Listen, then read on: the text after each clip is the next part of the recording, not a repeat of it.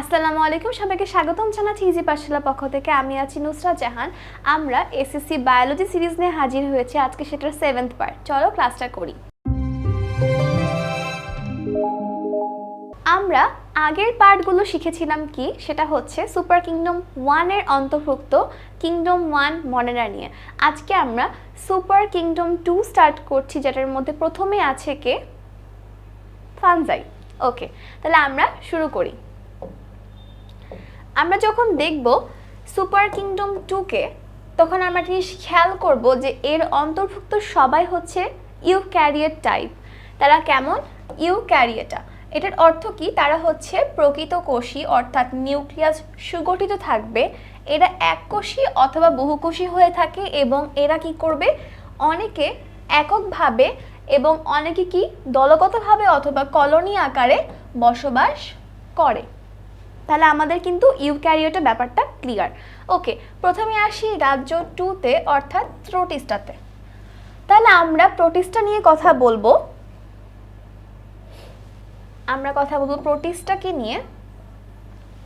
এখন একটা ব্যাপার হচ্ছে, যখন আমরা রাজ্য 1 থেকে শুরু করে ক্রমান্বয়ে 5 পর্যন্ত যাব, আমরা একটা জিনিস খুব সূক্ষ্মভাবে বুঝতে পারবো যে ধীরে ধীরে কি হবে, স্টেপ বাই স্টেপ একটা রাজ্য থেকে আরেকটা রাজ্যে প্রাণী উন্নত বৈশিষ্ট্য কি করবে, অ্যাচিভ করবে বা অর্জন করবে।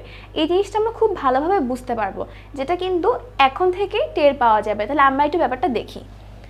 প্রোটিস্টা এরা এককোষী বা বহুকোষী, কিন্তু যখন আমরা মনেরা পড়ছিলাম তারা কিন্তু শুধুমাত্র এককোষী ছিল, অর্থাৎ ইউনিসেলুলার।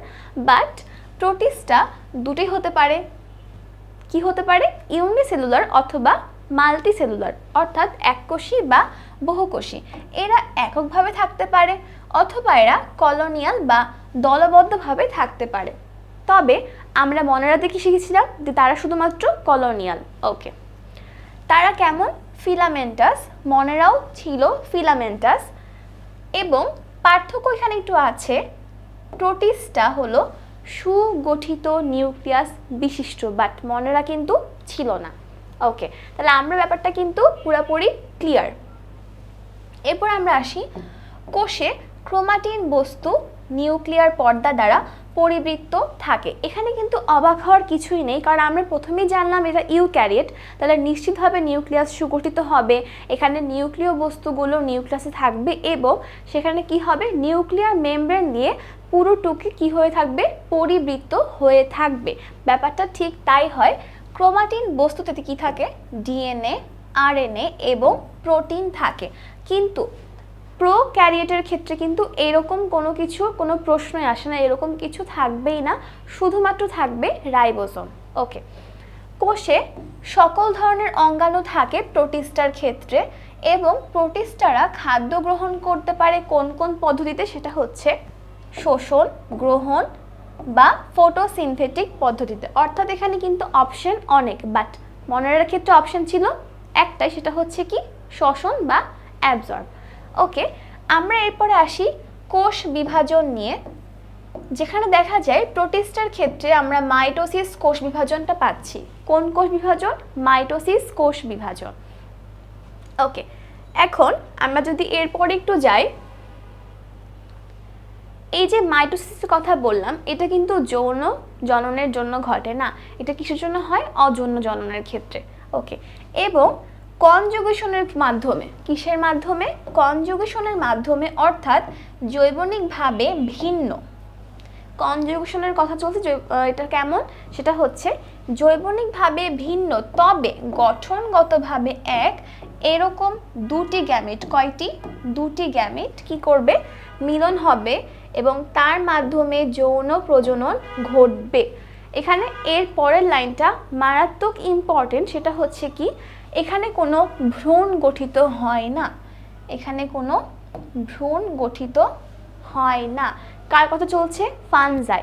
ফানজাইতে আমরা কোষ বিভাজন যখন আমরা শিখলাম, তখন আমরা কি দেখলাম, যেখানে মাইটোসিস কোষ বিভাজনের মাধ্যমে অযৌন জনন ঘটবে এবং কনজুগেশনের মাধ্যমে যৌন প্রজনন ঘটবে। তবে এখানে কিন্তু ভ্রূণ বা এমব্রায়ো কখনোই তৈরি হবে না। ওকে, এই জিনিসটা খুবই গুরুত্বপূর্ণ, অনেকবার আসে, তো খুবই কেয়ারফুল থাকতে হবে। এটার উদাহরণগুলো কি, সেটা হচ্ছে অ্যামিবা, প্যারামেসিয়াম এবং এককোষী ও বহুকোষী শৈবাল, অর্থাৎ এখানে অ্যালগির কথা চলছে। তাহলে আমরা এগুলো ক্লিয়ার হলাম। আচ্ছা, তাহলে আমরা এখানে পেলাম যে অ্যালগির কথা চলছে এবং সেগুলো কেমন, সেটা হচ্ছে এককোষী অথবা বহুকোষী হতে পারে। তাহলে আমরা ফানজাই নিয়ে পড়লাম, রিক্যাপে যাব আমরা।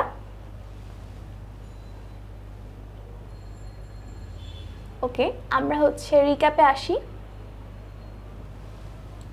আমরা বলছিলাম রাজ্য 2 প্রোটিস্টাকে নিয়ে, এরা হচ্ছে কেমন হবে, এককোষী অথবা বহুকোষী। এরা একক অথবা কলোনিয়াল ভাবে থাকবে।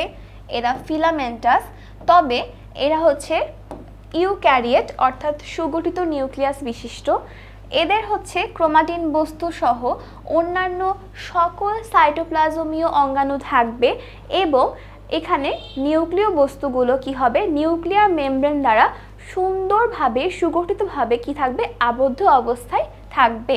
এরা হচ্ছে কি করবে, খাদ্য গ্রহণ করবে শোষণ, গ্রহণ এবং ফটোসিনথেটিক পদ্ধতিতে। এদের কোষ বিভাজনটা হবে কিভাবে, মাইটোসিস প্রক্রিয়ায় হবে অযৌন প্রজনন এবং পরবর্তীতে আমরা দেখব, ওকে, পরবর্তীতে আমরা